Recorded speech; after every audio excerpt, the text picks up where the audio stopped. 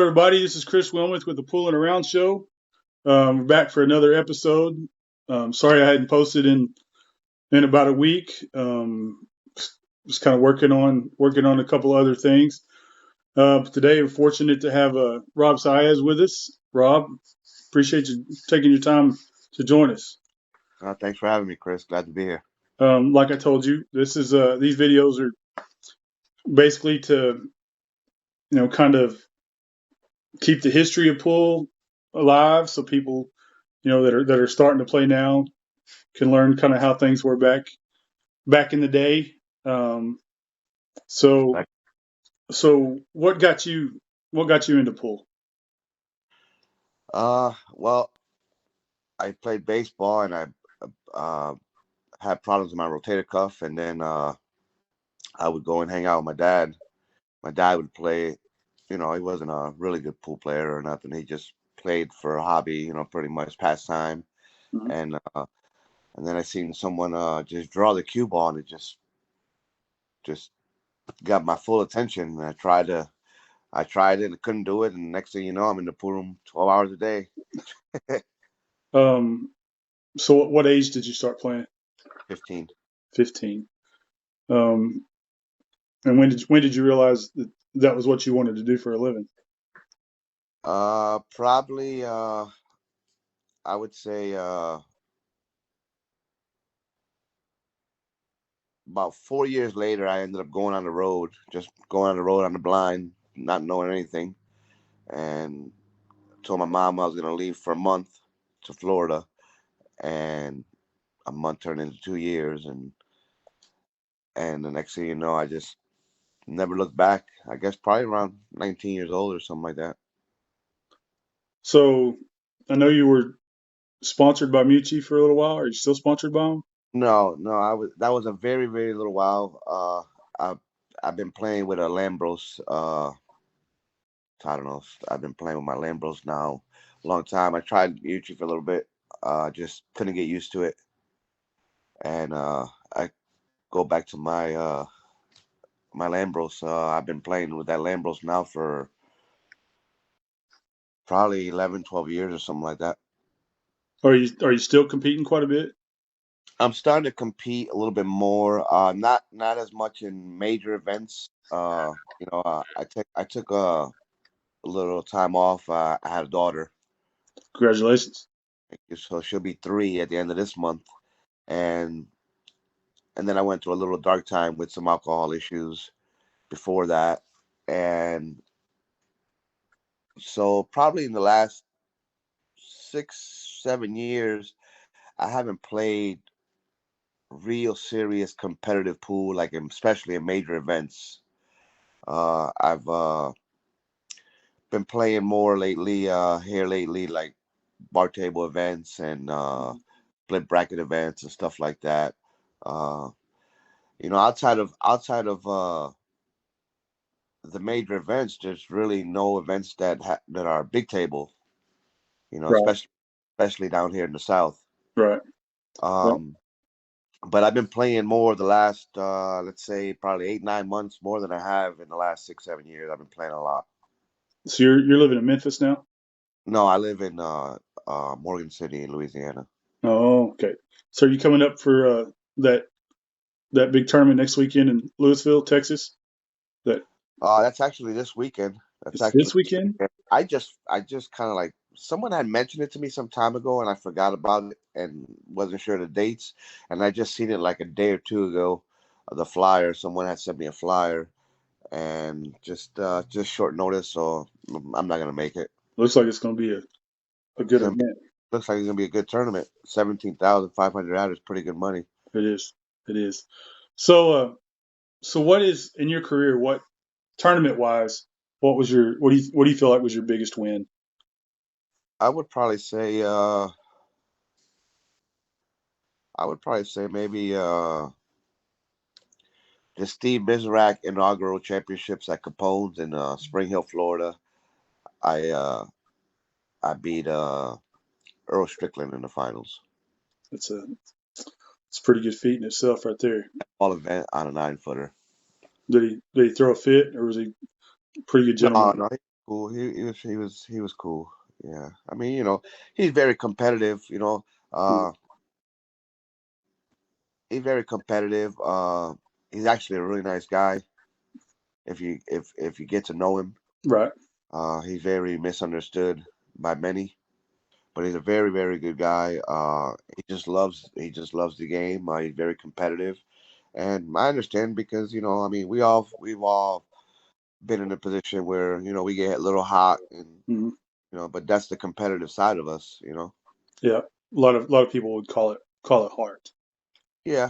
Hey, but he's been doing it for a long time. Oh yeah. Oh yeah. So And do you, he still plays great. I mean, he's still a great player. People kind of like downside him on that. I mean, the guy can still play. yeah, I mean, you got to be a top player to beat him. right.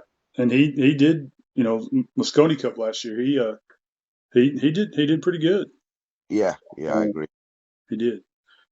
Um, so where all has pool taken you? I mean, have you Around the world. has it Yeah. has it Asia, been to Europe, South America. I've been a lot of places I never imagined of being. it's good. That's a good deal. What do you think was your favorite besides home? I enjoyed the Philippines. I hear that a lot. I hear Yeah, that a lot. I enjoyed it. I mean, I think the Philippines is like the mecca of pool. Like they love pool. They they respect it. Mm, Um, everyone plays. yeah. Like it's like it almost seems like from 8 to 80 they all run out. So Efren's kind of like the Oh, he's kind of like the Elvis over there, and oh yeah, yeah. him, and then Boost the them out. yeah, Bustamante, and then Manny Pacquiao fighting wise. I mean, Yep. he probably could be their governor.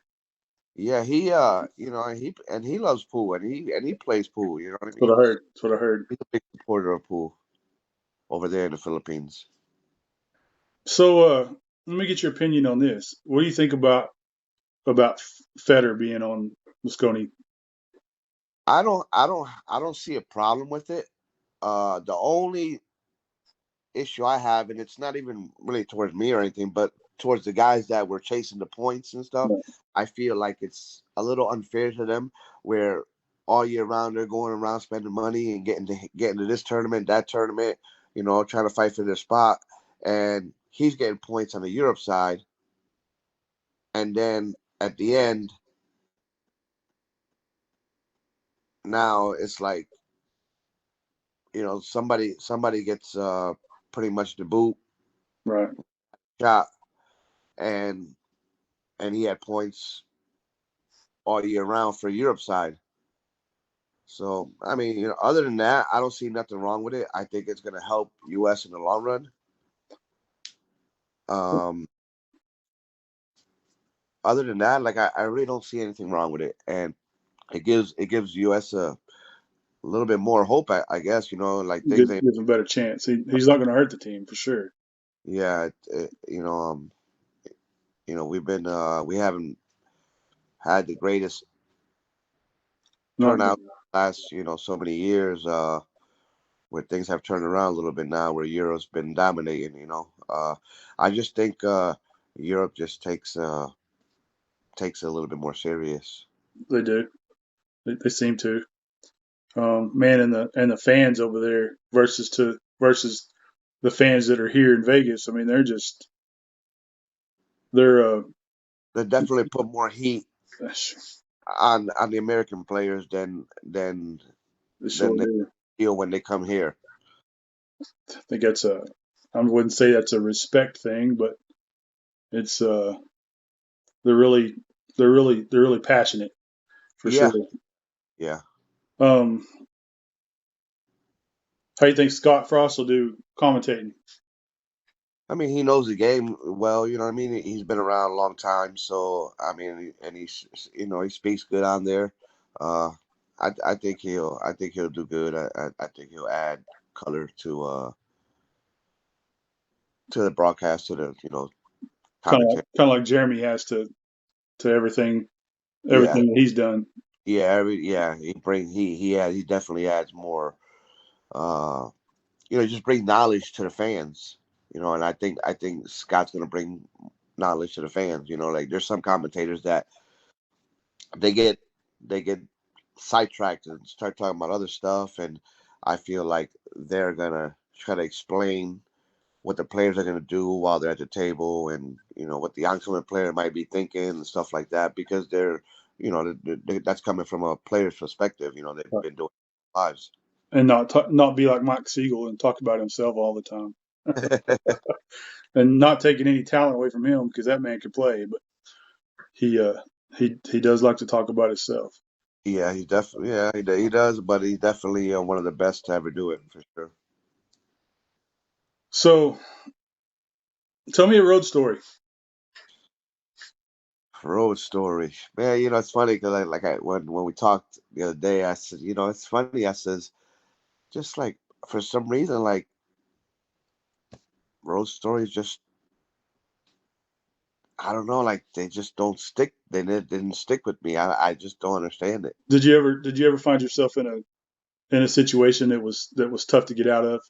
Yeah, I will say that I do remember.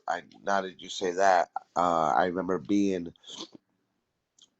in South Carolina, and a guy just talking trash and pulls out a gun, and my friend running around in the car, driving around, and hit the car. I said, "Get in the car, get in the car." I said, "He's got a gun," and then I ended up getting in the car, and nothing ever happened. And I seen the guy again, and nothing ever happened. But I mean, that's like as far as situations like that, that was man, that was probably 25, 30 years ago. You know what I mean? Other than that, I never had really had, you know, uh, situation like that ever happen again or nothing like that. So what city have you been to where was the toughest action? Or The toughest action as far as playability wise, Mhm. as players, Yeah, or just uh, no, grow, so growing up, the Carolinas always had tough action. You know, I guess in the recent years, I'd say, uh, I don't know. In the recent years, it's kind of, I don't know, it's kind of scattered now. You know what I mean? right, right, and the competition is not the same anymore because it's Fargo has taken it's tried to take the gamble away from it. To me, just because it's just too easy to get a line on someone. Well, yeah, it's definitely too easy to get a line on someone. As far as Fargo, I just don't think. I guess there maybe isn't enough data to be accurate, because I see. I mean, I just I see people with Fargos that are like, I don't get it. You know what I mean? Like there's there's two people. Like for instance, I just gave you an example. Like I guess maybe Hennessy. I think somebody said Hennessy and the female Asian woman, we or something, we Yeah, cheat. Uh, I guess either their Fargos are somewhat close to the same or the same, and they're not the same players. You know what I mean? They're they're, right. they're not level. Like eh, I'm sure Hennessy would love to play her some. You know what I mean? If you If the know game is right, if they were to if she would want to play, I'm sure Hennessy would want to play. You know what I mean? And right. as Hennessy has a big edge there, Um, but they have the same Fargo numbers. I don't know. I just think there's just it needs more data to really be accurate. I don't think it's accurate enough right now. so I guess their number of games are different. As far as their robustness. I mean, because Hennessy's got a lot of games in, so his Fargo his Fargo's pretty accurate. Yeah, I don't know. I don't know where her robustus is, Okay. and that does play a part. That does play a part in it, the robustus. But I don't know. I don't know. I'm not the biggest fan of Fargo. Well, no, because It, it's easy. It's easy to manipulate. You know what I mean? All you gotta do is lose, lose, lose. You get you know, you're gonna drop your numbers. Um, I just think anything that is able to manipulate, I just don't think it's any good. right, and it eliminates, or it not eliminates, but it makes it tough for any, say, 650 or above to play in a local tournament. Um, so it's eliminated the open tournaments pretty much for local wise. Now they've got the pro events, but Yeah, like I was riding with a buddy of mine the other day, and I said, you know, it's crazy because you don't see really any open events anymore. no, It's all no, handicapped or you know, capped a such number capped and up, or a split bracket. There's no more. There used to be open. There used to be open tournaments everywhere yeah. So like the White Diamonds tournament, that was the best bar table tournament in the country for a long time. for a Yeah. long time. And I don't know why I know COVID had something to do with it, but From what I've heard, he can't get enough staff to work the event. uh, You know, that's what I heard. So I don't know. I don't know if there's anything else, you know, besides that. But from what I've heard, it's about not being able to get people to work. because the Calcuttas are legal in Louisiana, aren't they? I believe so. I believe as long as you don't, I guess if you don't rake the pot, Right, right. there's always, you know, every state and every state's different with all that. Yes, I mean that was a good thing that was going for a long time. Yeah. You know, the one that Evelyn and Danny Dossart ran at Shooters in That'll, Olathe. I yeah. mean, you know, she's one of the best tournament directors in the country. But And not, I don't think COVID ruined that. I think the dude that ratted the people out around here for doing the auction is what. I didn't know that happened. Yeah, about 4 or 5 years ago, the guy that owns there's a pool hall in Oklahoma City called Bill's Billiards. You may have been there. You know, Yeah. he used to own Jamaica Joe's. They were in there. They had a poker game going on in there. Well, somebody ratted them out about the poker game. You know, and they had done a charity poker game there not too long before that, where the police and fire department, all of them, they were in there playing poker. Well, so the Able Commission, which is Oklahoma's, you know, liquor licensing company, they're the ones that the task force for them. Well, they're in there for the poker game, and they just happened to be doing an auction for the Friday night tournament at the same time, and Bill got busted for both of Oh wow. them. Yeah, and so Tulsa quit doing auctions at their tournaments. Side Pockets or Shooters in Olathe, they just quit having tournaments altogether, big tournaments. So it kind of made everybody scared. Well, Bill has been the only one that's in Oklahoma that's been busted for an auction, and he's the only one that I've ever heard of that's been busted. And Wow. that cop told him, he said, if I'd have come in here just out of the blue for no other reason, and you were doing this auction, he said I wouldn't have done anything about it. So, but because somebody told us about this poker game, I have to do something about the auction. And they fined him for selling tickets for the break and run pot. Oh So wow. so it wound up costing him about $60,000 in fines and legal fees. Wow. So um, I wasn't aware of that. yeah. Well, he just sold his place, so he is retired. He did sell it. I heard he was selling it. Yep. Yeah, well, it But sold this week. So so so what's on next on your agenda? honestly, just I might go to a small event this weekend, maybe in Alabama somewhere. Other than that, I don't have really anything. I'll go to in the beginning of December. So I have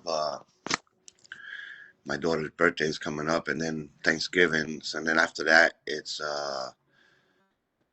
I'm gonna go probably to Chrissy Perlowski's split bracket in at Rail Yard in Louisville. Yeah, I heard the one that they do in Alabama has been a pretty good turnout, but people complain about their payouts. They don't pay deep enough, and of course everybody's going to complain. Yeah, no matter what turn, no matter what handicap, you're always gonna get someone that's complain and say this and that. It just comes with it. I mean, it's very hard, especially handicap events. It's very hard to get everything to be super precise on Right, everyone. right. There's always going to be someone that's a little overrated, someone that's underrated. It's just the nature of the beast how that is. It's unfortunate, but you know what you sign up for. So if you know what you're signing up for, you really shouldn't complain about it. I'm and I and I'm guilty. I've complained a little, very little. I don't complain much, but every once in a while, it might get under my skin, and I might say something. But overall, you know what you signed up for, so you really have no business to really get upset, because if that's the case, if you really don't like it, then don't play. That's right. That's right. But the payout's so good that I play and I try to outrun nuts, and I got in third there, so it's not like I can't win. So I just you gotta play good. I mean, there's a lot of things that go into winning and doing good. You gotta play good. You gotta get a good draw. You gotta get a couple good rolls, and just things gotta line up for you. It's I believe in those handicap tournaments that you can be a little underrated, you could be a little underrated and win. If things line up right, you play good and get a couple good rolls, yeah, you can win. And Kind of got to. your drawing the bracket has a lot to do with it too. Yeah, and you got to kind of keep a positive attitude. You gotta stay positive, and just and try to get rid of the negative thoughts. All right. So somebody coming up and wanting to play pool and wanting to make it a profession. What advice would you give them? I would say, I mean, if I would say, definitely, don't just turn your back on education. Try to get yourself an education, and you can still put in time and follow your dreams as far as a pool player. Uh, but I'll be honest with you, like for the kids today, they're like 15, 16, that kind of age. Like, there's no telling where pool might be in 10, 15 years. You know what I Right. mean? Pool. I think pool is in a position that it's never been, as far as close as to where it might break and something might happen for pool. Matchroom, they're doing a lot of stuff. Predators doing a lot of stuff, and there's a lot of talks going on, and just I think at any given time now, pool might catch a break. I don't know. I might be wrong, but that's kind of like that's my intuition. That's my vibe. Right. Uh, but follow your dreams, man. Life is short. Do what makes you happy. Um, and never give up. If you're gonna pursue your dreams and that's what you want to do, never give up, and just keep a positive attitude. Do you need a coach, or can you? I would I would say I'm sure it helps because it always helps when you have someone looking from the outside in. There be like they can see things that they're doing wrong that they might not see themselves. You know what I mean? Right. Um, I think that's a big advantage. I feel maybe like Asia and Europe has where they have coaches and trainers and Mhm. stuff like that, and America doesn't. Yeah, just about every sport has a Yeah, trainer. Even a golfer has a trainer. yeah. Even like all the Swing. Olympic sports, there's trainers. Right, right. So maybe that's a Maybe you that's something know, you needs to look into. yeah, yeah. We talked to Tony Robles the other day, and he said he's opening there's a training place there in Florida where he lives at now. Um, that it's a private club, but they teach. I'll have to go back and watch the video and remember the name of it, but that's his goal is to open a training facility there in Florida. So Yeah, I think uh, I think that'll be big for the young kids growing up to becoming better players for sure. And I know if Tony does something like that, I think maybe a lot of people that will follow his lead. He's a great guy. He's been teaching for a long, long time. He's been a great player his whole life. He definitely knows what he's talking about and knows what he's doing. So like that, I think maybe D Atkins, he's another one. yeah, D yeah, Atkins, a lot of kids, and he's out in the Ohio area. So eventually, little by little, then you got Jeremy Jones, from Texas. hmm So it's starting to like the players from our generation are trying to kind of like start that training stuff, and in the future it might help the U.S. players. right. Well, that's what Joey Gray's doing too. I think he's doing more Right. teaching than anything, man. And he enjoys teaching the kids. Yeah, So, I've helped out a few kids here lately, and it just brings a smile to my face when you show them something and you see them smile, and yeah, yeah, it's he does. an awesome feeling. That's I can, better than any paycheck, any money that they could give you. It's just yeah, watching their eyes light up when they execute well. I'm actually here in Mississippi and visiting some friends, and the last couple of days I helped out a couple kids, and when I showed them stuff, and then when I showed them some stuff that it was like a challenge, they got all excited, and like you could see they were like, oh, I'm gonna get this, I'm gonna get this. It's cool to see the excitement in them. Yeah, real competitive. Well, Rob, I appreciate you joining me, man. Uh, I haven't. I don't think I've ever met you in person, um, but I hope to. When I'm out your way, we'll hit you up. I know you know Sean King pretty well. Yeah, Yeah, yep, said y'all were drinking buddies. yeah. And those So those days are, yeah, in the past. I mean, I have a drink here and there, but as far as like, yeah, yeah, he's in Vegas right now. He went and played in the one pocket. I don't know. He wasn't in it yesterday whenever I checked. So and then he's fixing to be on his way back. He got married the Labor Day weekend, I heard he got married. Yeah, and yeah, she congrats. yep, she's pretty nice old gal. Cool. Uh, Happy. I appreciate you having me on the show, and appreciate you reaching out to me. all right, Rob. Well, Where, guys, where are you located? hmm? Where are you located? I'm in Oklahoma. Oklahoma. Yep, yep. Okay. I I don't play as much as I used to. I got in a wreck.